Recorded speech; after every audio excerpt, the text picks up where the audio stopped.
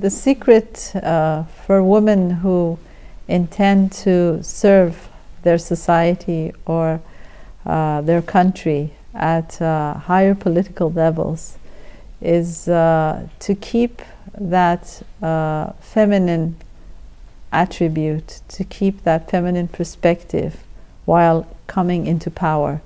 Because sometimes women tend to forget that they're women. They think that if they come to power, they have to be a man. I think what we lack today in the world's power structure is that feminine attribute. There's so many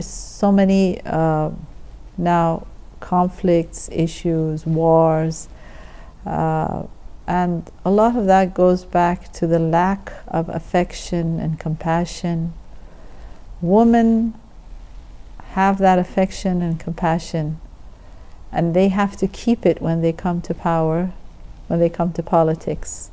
The secret is to keep that womanhood and not to try to become a man when you come into politics. But also resilience is very important, and to be able to stand on what you believe is right. And that's sometimes difficult, and you have to sometimes face hardships and difficulties. But I think that that's a very, there's a positive prospect in Iran for women in different social and political spheres. And I have high hopes for the women of my country in terms of the future that they can build in Iran and the role that they can play in our society.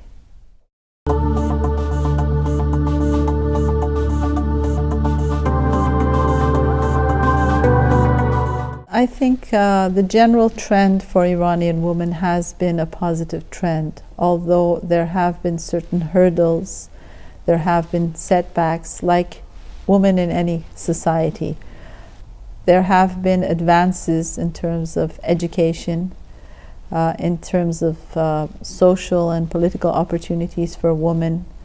We have had many advances. But we still have our challenges, sometimes in the legal system, sometimes the hardships that women in the realm of politics they face, activists, sometimes journalists, women face more hardships, more difficulties. In practical terms, we are facing an improvement in the overall role of women, and the fact that more and more girls are well educated, they're attending universities, and they're looking forward to playing an instrumental role in the building of their society. So that is positive. Although, as I mentioned, we also have challenges like any other society. We hope to overcome those challenges, and we hope to be able to advance. We also have the paradigm of women's advancement within the Islamic context.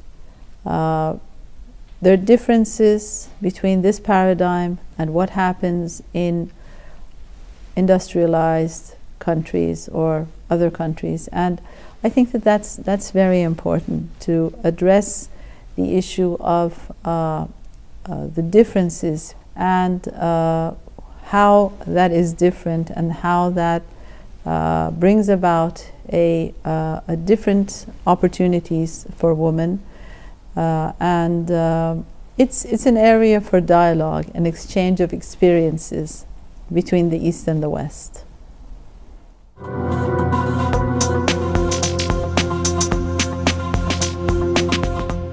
I think that Japan has been a pioneer in working with different countries in the world on the issue of the environment.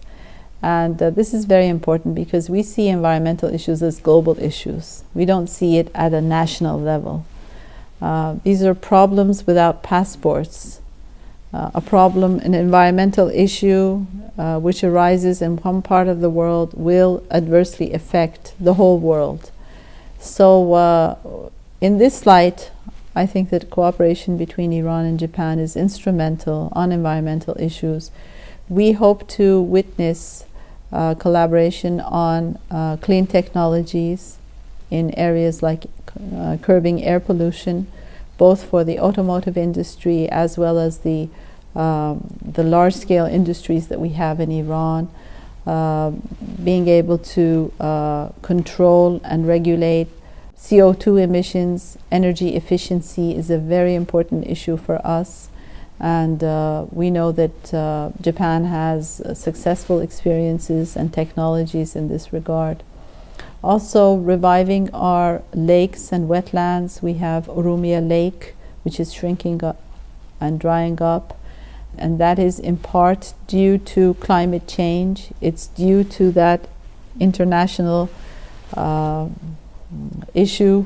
The adverse effects of climate change on our country has resulted in an increase in temperature, increased evaporation, and drying up of some of our wetlands and our lakes.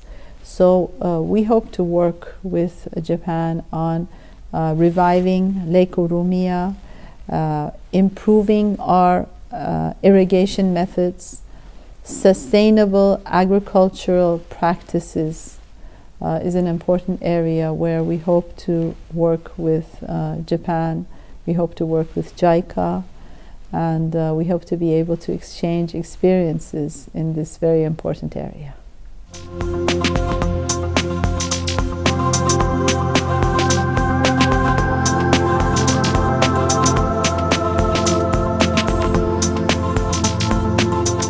I think that that's a very good question, because foundations like the Sasakawa Peace Foundation, they can play an instrumental role in public diplomacy. They can play an instrumental role in establishing dialogue and understanding among societies on issues which are contentious issues, on issues which are important for both cultures. I think it's very important to see the pivotal role of such non-profit private foundations or NGOs in maintaining this dialogue and this exchange, cultural exchange, social exchanges, and it could also help to improve the conditions of our societies on both sides, to learn from each other, to learn from our experiences. I think that we have experiences on both sides which are very worthwhile to learn from each other. And we have to make sure that this is a two-sided exchange of experiences, learning on both sides from each other, and being able to move ahead in a spirit of dialogue and understanding.